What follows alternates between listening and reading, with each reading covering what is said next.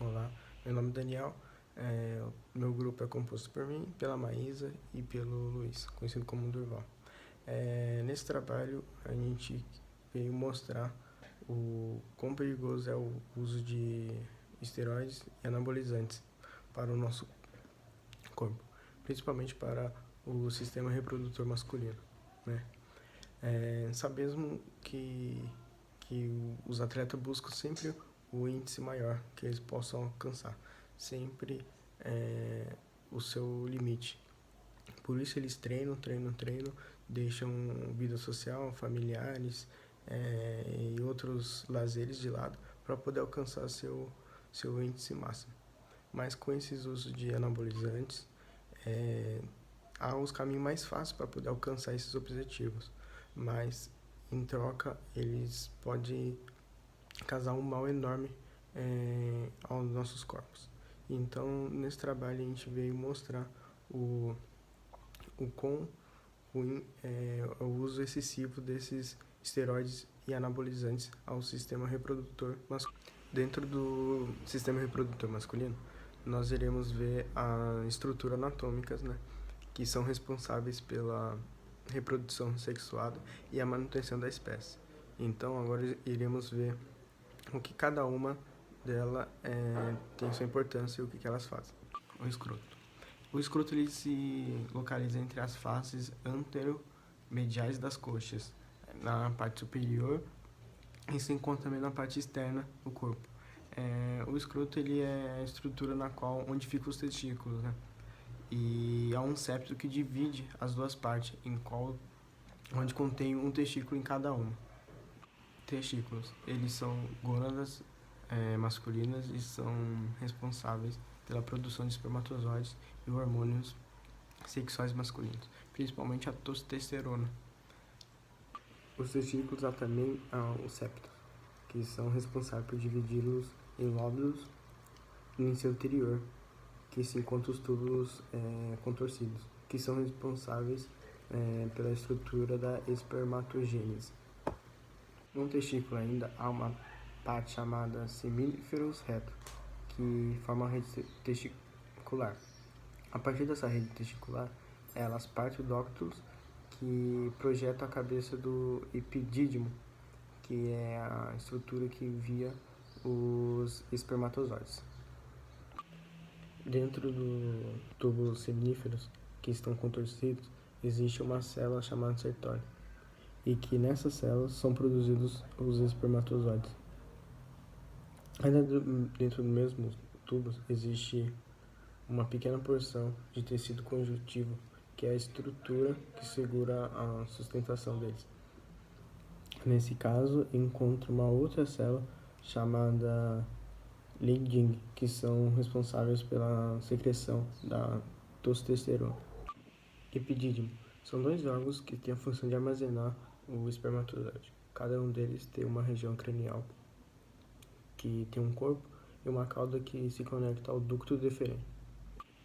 Ducto deferente. Eles são duas estruturas que se encontram no folículo espermático e passam pelo canal inguinal, em direção à bexiga.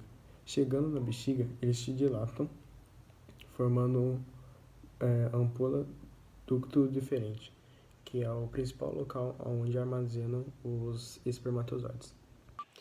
Vesículas seminais. Elas são responsáveis pela secreção líquido seminal.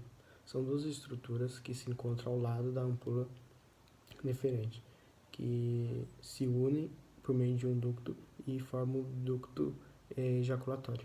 São duas estruturas que se dirigem ao ântero inferior e chegam na parede posterior da primeira parte da uretra, que por meio de dois orifícios.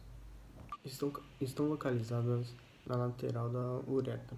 Elas são responsáveis pela secreção que lubrifica o pênis no ato sexual.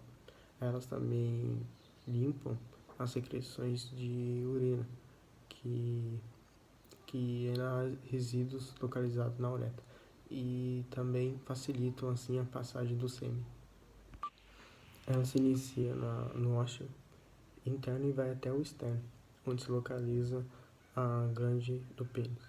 Ela pode ser dividida em prostática, membranácea e uretra esponjosa. É a glândula responsável pela secreção que produz o sêmen e o lança na uretra prostática. Ele pode ser dividido em 3 partes. A raiz, que não é visível externamente e contém ramos e dos corpos cavernosos, compostos pelo pênis. O corpo, que é composto pelos corpos cavernosos e esponjosos, e a cabeça, que é formada pela glande do pênis. A testosterona é o principal hormônio do órgão reprodutor masculino.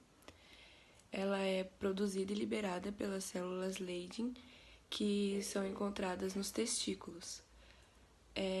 A testosterona ela tem 2 funções, e dentre elas são as anabólicas e as endogênicas.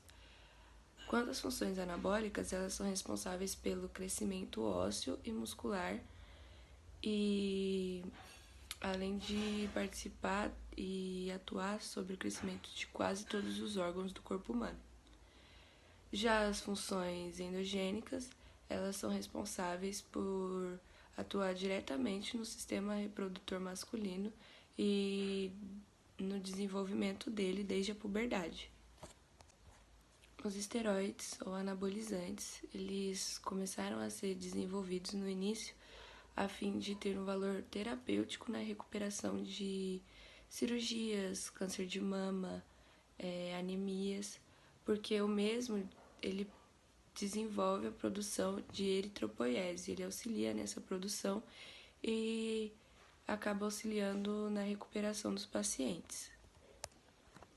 Essas características, dos esteroides fez com que eles crescessem muito no cenário esportivo, tanto de alto rendimento quanto recreativo, e ele acabou se tornando 50% dos resultados positivos de doping dentro do esporte, e mesmo sendo considerado ilegal pela Agência Mundial Antidoping, muitos atletas ainda optam por usar esse tipo de droga. Bom, para concluir, eu e o meu grupo a gente chegou no questionamento de por que mesmo com todos os efeitos colaterais dos esteroides, as pessoas continuam aumentando o mercado e o consumo dessas substâncias.